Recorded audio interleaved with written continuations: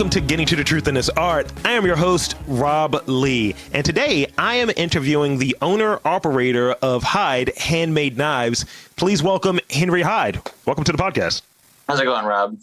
How is it going? So we're able to do this in a different medium. This is a treat. I've not had the privilege of speaking with the person that does what you do on this podcast. So this is new, groundbreaking, I might say.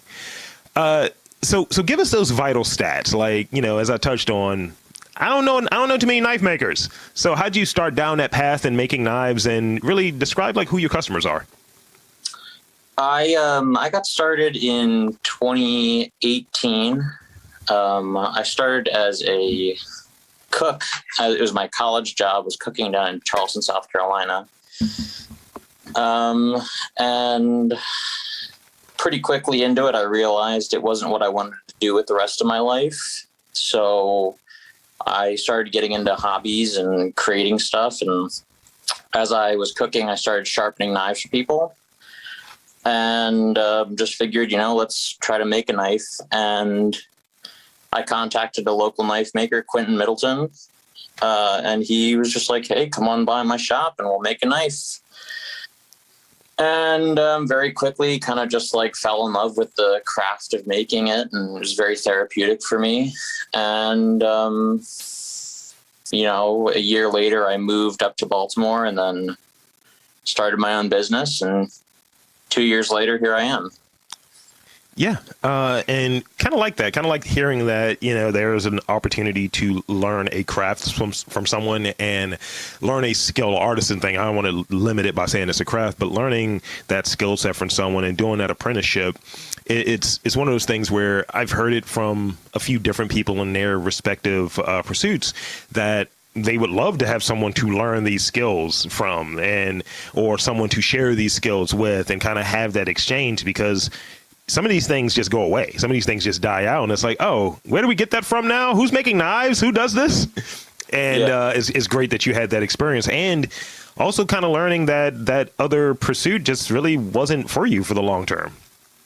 Yeah, it was a great, I learned how to cook like a motherfucker, it's like one of my redeeming qualities, I would say, is that I've got a great knack for cooking, because I was taught by so many amazing chefs who had the patience to take this stupid stoner college kid and just be like, all right, kid, you've never worked in kitchens, and now this is how you do it. So I really gained a lot more than just cooking skills. I learned how to work. Mm-hmm. I learned how to think about other people, and then getting into knife making, it was amazing that somebody taught me. I think I talked to my mentor maybe a year into it. Was I would not be able to do this without you. And he was like, yes, you would. It would just take you 3 times longer.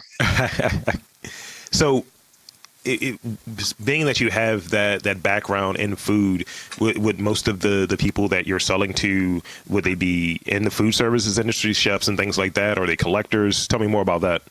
When I started, it was definitely pretty much entirely food service people, because it was the people I was working with. I was just like, hey, do you want me to make you a knife? And they're like, yeah. And they told their friends, and they told their friends, and stuff like that. And that's kind of how it ballooned into what it is now. I would say that before the pandemic, it was 50-50. During the pandemic, it was almost none of restaurant workers. But now it's definitely starting to come back. I would say that now it's probably almost back to 50-50. So how do you approach knife making? What does your process look like? And I'm saying this from an inside baseball, because I was there for a very abbreviated version of your process. Yeah. But what does your process look like? And do you have a philosophy when it comes to knife making? Sure. So all of my knives are hand forged. So I will really take a lot of influence from the people that I watch. On social media, I'll see a lot of other knife makers, and I'll say I like this about that knife or this about this knife, and try to put it together in a way that I like. But really, I kind of just let the steel kind of do the talking when it comes to the shape of it. Because forging steel is a lot like moving clay. So sometimes it'll kind of move in a way that it wants to and not really the way that you planned, but then you can be like, okay, I can make something out of that. At this point in my craft, I'm pretty much just making whatever I think looks good and whatever I think would be useful. Even in customs, people will tell me they want, I mean, like I'll try to follow what people want, but for the most part, you know, I think that what people want is what I want to make, I guess, not really like, I think people want original work from me and they don't want me to just be like, what do I think this random stranger wants? And I think that realizing that's been good for my art, that I'm starting to develop my style. So I read, like, again on the website, because, you know, that's where I do my research at, that your knives are both like pieces or tools and also pieces of artistic expression, and each knife is unique, as you touched on a moment ago. So how would you describe that signature style or what have you? Like, is it a Western style? Is it an Eastern style? For someone that knows nothing about knives, how would you kind of, like, you know, present that to them? Sure. I would say that it's both and neither. I would say, you know, like I take elements of both and I also disrespect both. So I like that. So I think that, like, now I can see there are certain knife makers where you can look at their knife and not even see their maker's mark or anything like that and be like, that's that person's knife. I think that my style is starting to come out. What it is, I can't really tell you. I dig it. Yeah. It's going to sound so corny, but it's like the Bruce Lee thing of, like, it's not to have a form. It's like, look, I just do it. I just do my thing. Are there any particular, like, elements or materials that you tend to favor in your process? Like, is there, like, I only use these types of handles, so I prefer this type of steel. Yeah, I only work with carbon steel for the blades. And that's for a lot of reasons. One being that carbon steel is a lot better for the end user and it's easier to sharpen. It takes a better edge. It's harder than stainless steel. And I think it's more beautiful. I can give two people the same knife. And after a year, they'll both look different by the way the person cuts and what they cut and how well they take care of it. And for the handle material, I do use both exotics and local woods. So I get a lot of wood from friends who are woodworkers, boat builders, stuff like that. And I also get firewood from my dad, where he's like, does this piece look cool? So he'll send me a piece of firewood from his farm, and I'll use that in my knives. I really want to kind of like shift over to just using local woods. I was watching this documentary about Japanese woodworkers, and they're saying, like, the only materials they would use was the materials that were from the area around their workshop. And I thought that was, like, a really cool philosophy of using materials. Like, oh, I want this kind of material. It's like, no, I don't use that. I really love telling people, like, no. So you can go with the locally sourced knives. You have that whole line right there. You can throw that out there. I mean, like, I just think that there's so much more meaning in saying, like, oh, this handle came from my dad's farm, than like, oh, it's from this piece of spalted tamarins from India, or this, you know, even like this is Arizona ironwood. Like, I just think it's much more, there's more character in that. Like, even if it's plainer wood, I think the story makes it much more interesting. Yeah, and it definitely falls on brand of, like, essentially, like, being a brand that's gotten bigger and popping up in various locations here in Baltimore. It's like, yeah, this is something that is local within this region or what have you, and even if it came from there, it still tells that story. It still has that connection. It's coming from, you know, you're essentially you're the main business person, so it's like this is a family business. You're being the one member of the family, but it's like, I got this from my dad, you know, so that works out. So you touched on the apprenticeship, and that was huge in terms of learning the craft. In some of the other stuff, in terms of, like, learning from different chefs and different opportunities in the kitchen. So with those things in the background and your knowledge base, how has your design approach changed over the last few years, from maybe that first, like, knife or those first attempts at knives and working with stuff in the kitchen to, like, where you're at now? Because it's definitely an emerging craft that you're ever growing. Then I see. Yeah, I'd say I don't know. I kind of flip flop between this phrase like "don't yuck someone's yum" and also like just being an absolute snob about knives.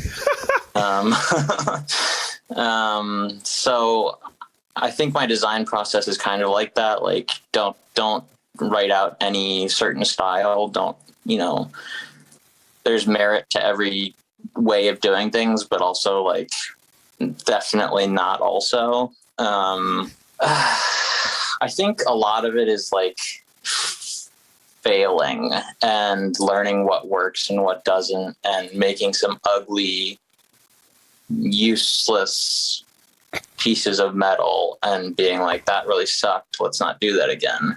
Yeah. I think that like just with any other craft, like failing is the best teacher. Yeah, because it's hours and it's time behind it. So you're like, oh, I've learned from this versus going to YouTube University or watching someone else do it. It's like, yeah, but you should try it. And even going back to, I was nervous. We're going back to that time where we were filming at your spot or what have you. I was like, I don't know if I want to touch this. I was like, I'm so nervous. And it's like, well, you got to learn by doing it. And that's really what I got out of you. That definitely is part of your ethos and your process.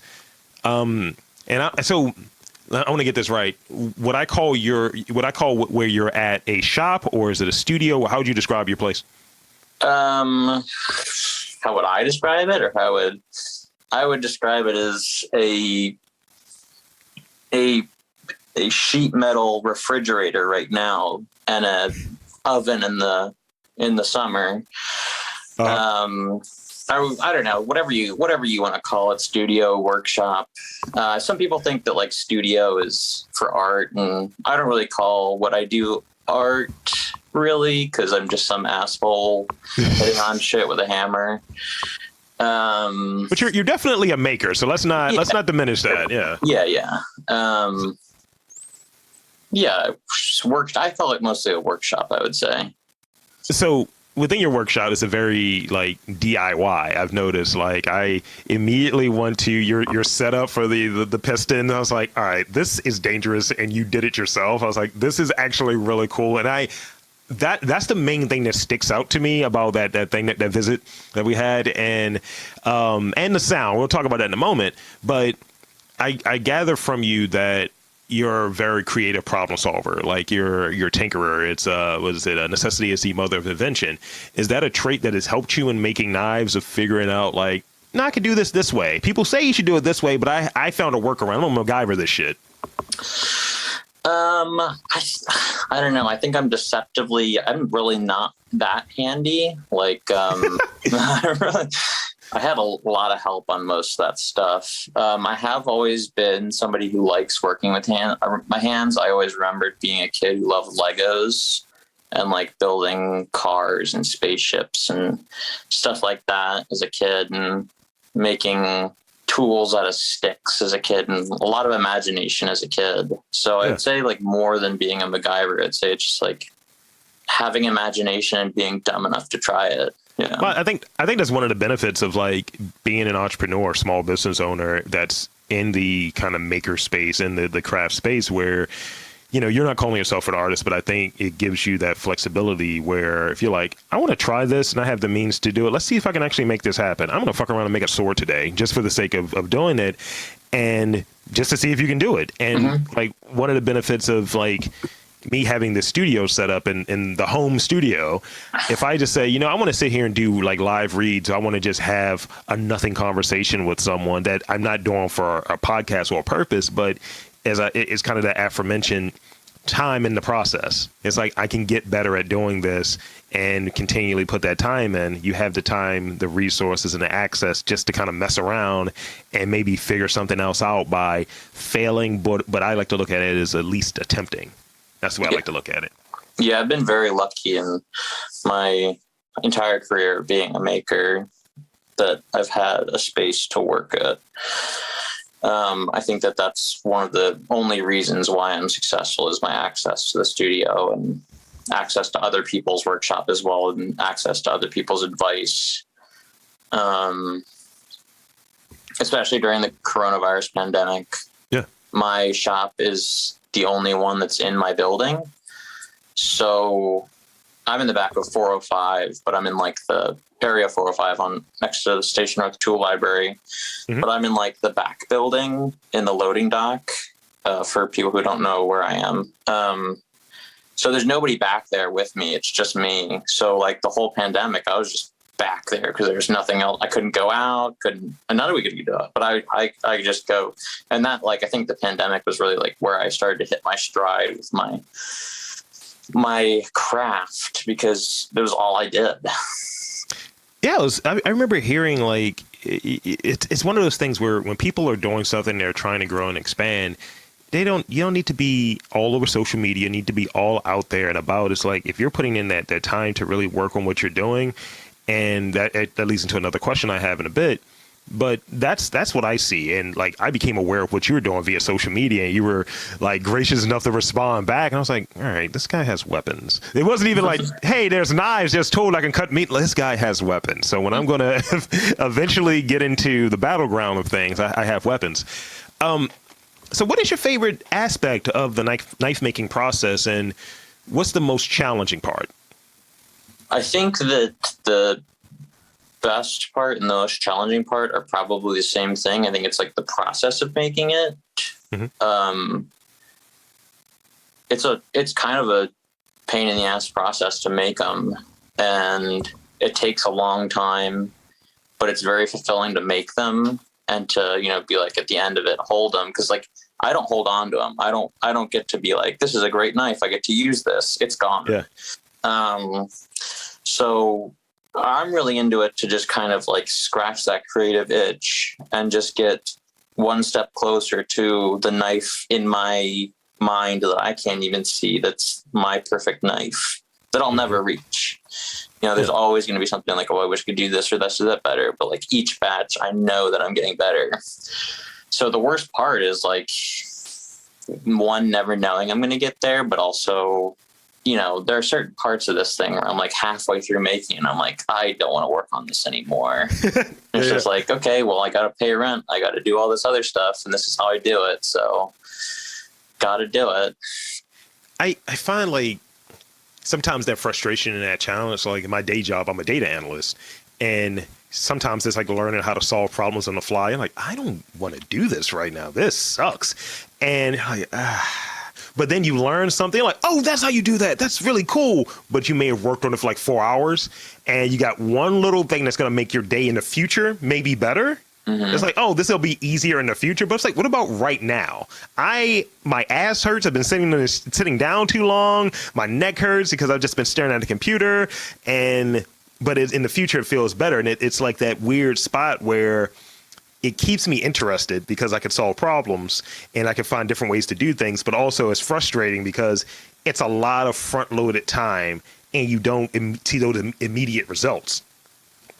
Yeah. That's the only comparison I can really try to make to it. Like, 'cause I'm perfect when it comes to podcasting. Never had a bad episode. Never had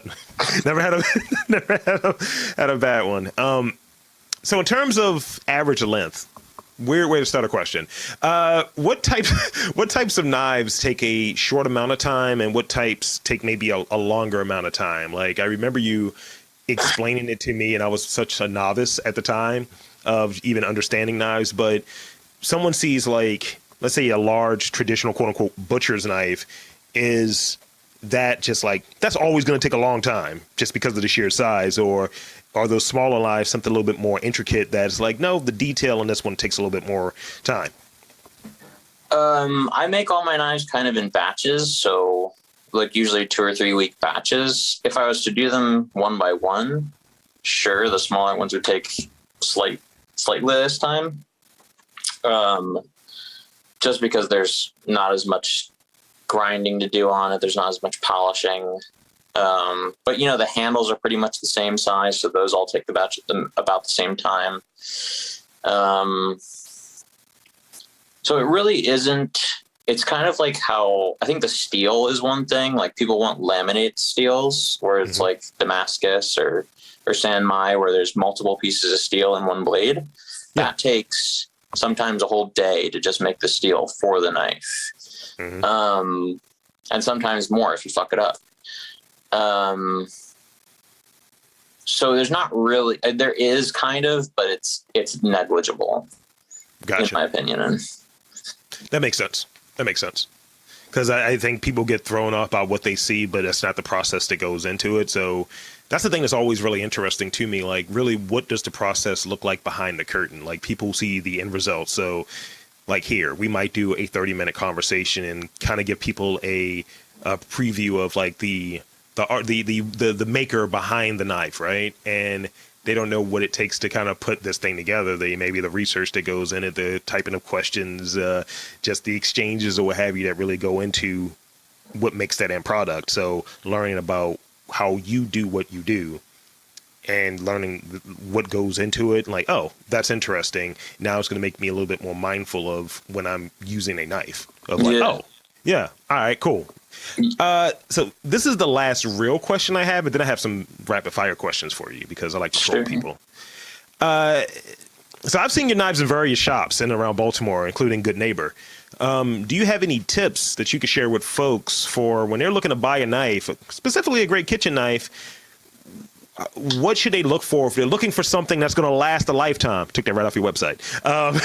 What tips would you give them to look for in getting like a really good knife, preferably one of your knives? Yeah, definitely. You asked me this when you were at my shop the first time, and I think I really fucked up the answer that time. Redemption. Yeah. So I would say the amount of money you would spend on a knife block, spend that on one knife. So instead of spending $150 on 13 knives, spend $150 on one knife. And you'll just get all the use out of that one knife. Whereas with the 13 knife block, you're going to use like 4 of those knives, maybe. Right. And then you're just going to have this big knife block on your counter. Also, don't buy knives from unreputable sources, I would say.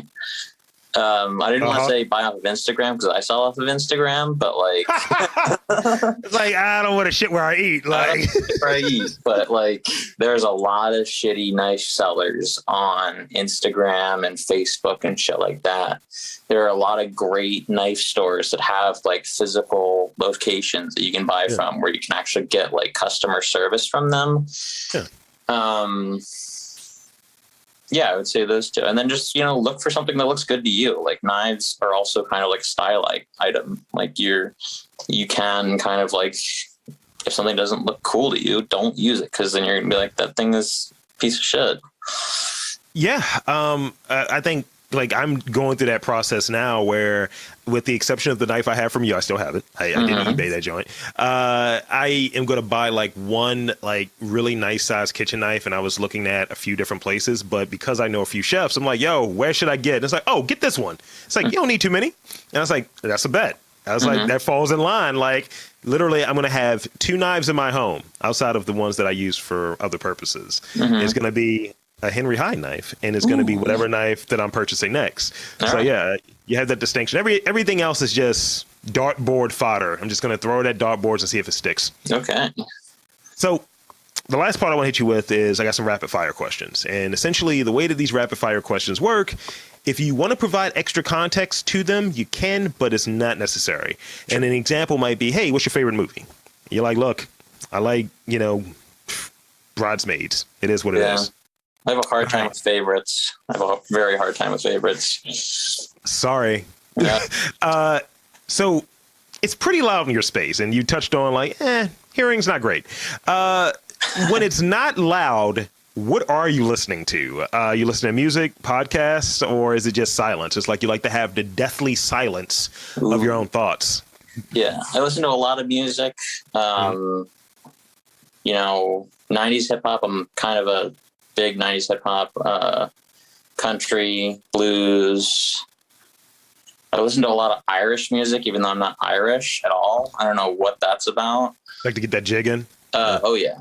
The Irish drinking songs, the best. Wow. I really like listening to podcasts. I like having company in my workshop because it's like with that, but like not with a person, get out of my workshop. I like having like the company of like somebody like talking. Yeah. That gives me a little something to listen to just to like pass the time rather than thinking about like how long this process is taking. Like I'm just listening to something while I'm doing it. Yeah. And then I like listening to like YouTube videos because usually sometimes there's like good documentaries on there, like, you know, listening to people's like stories on YouTube.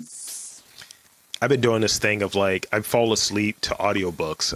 For some reason, I just like to have, like, I feel like I've learned so much by like sleeping. It'll still be on when I wake up, obviously, because I'll find like an audiobook that's like 9 hours. Ooh. And I'm like, yeah, Robert Greene, let's make it happen. 48 laws of, you know, whatever.